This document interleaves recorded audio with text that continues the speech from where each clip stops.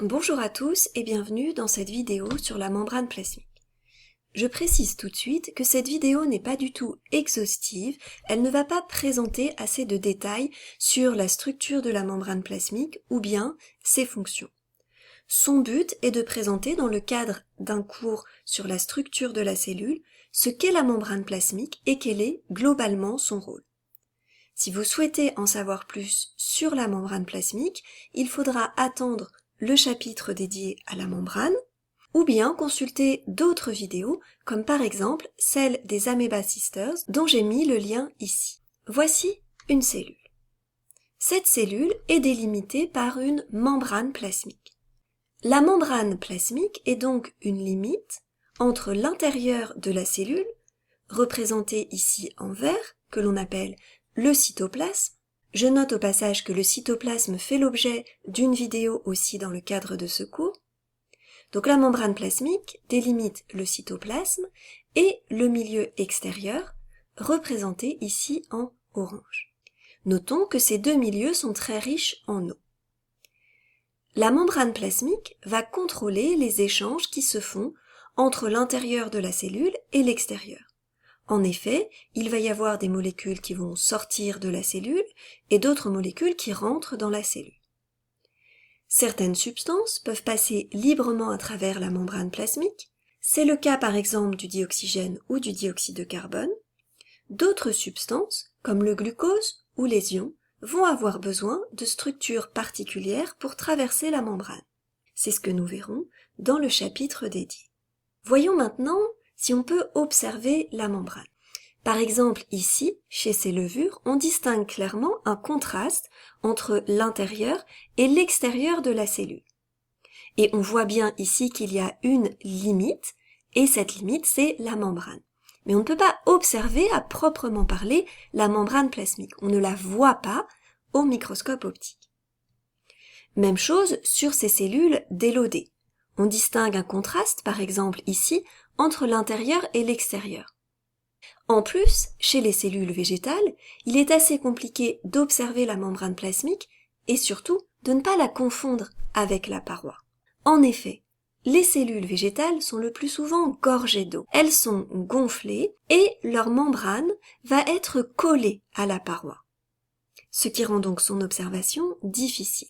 J'ai donc choisi de vous montrer des cellules qui sont plasmolysées. Vous verrez plus tard de quoi il s'agit, mais pour l'instant, vous avez juste besoin de savoir que ces cellules plasmolysées ont perdu leur eau. Elles sont donc dégonflées et beaucoup plus petites. Et donc on va pouvoir voir ici que la membrane plasmique, que j'ai repassée en bleu, s'est décollée de la paroi. Donc on a ici la membrane plasmique, la paroi en jaune. Vous verrez dans la vidéo consacrée que la paroi est comme un cadre rigide.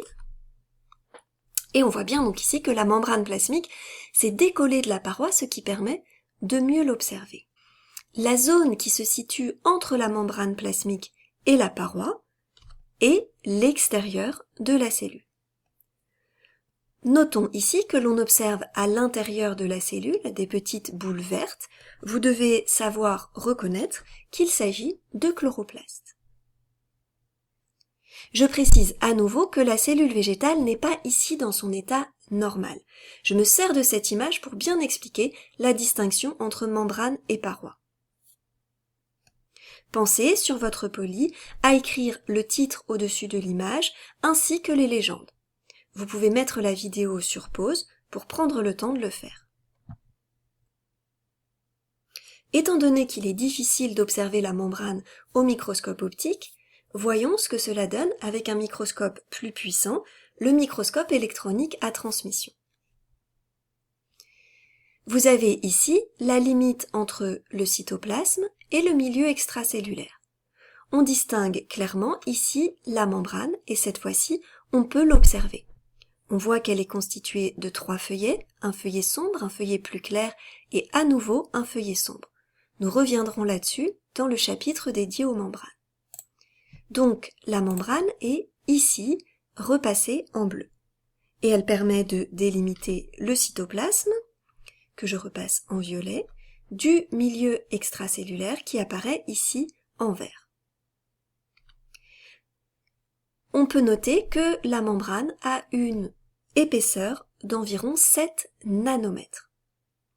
Même chose ici, pensez à écrire le titre et aussi à rajouter l'épaisseur de la membrane sur votre poli de cours. Au bilan, voilà ce que vous devez connaître sur la membrane plasmique dans ce chapitre. Elle est présente chez tous les types de cellules. En effet, s'il n'y a pas de membrane plasmique, il n'y a pas de cellule. Sa fonction est de délimiter la cellule et de contrôler les échanges. Faites attention aussi à bien dire membrane plasmique et pas seulement membrane quand vous voulez désigner ce qui délimite la cellule. Nous verrons en effet dans les vidéos suivantes, et nous insisterons là-dessus dans le chapitre sur la membrane, il y a beaucoup d'autres membranes dans la cellule. Il n'y a pas que la membrane plasmique. Je vous remercie pour votre attention. La prochaine vidéo de ce cours portera sur la paroi.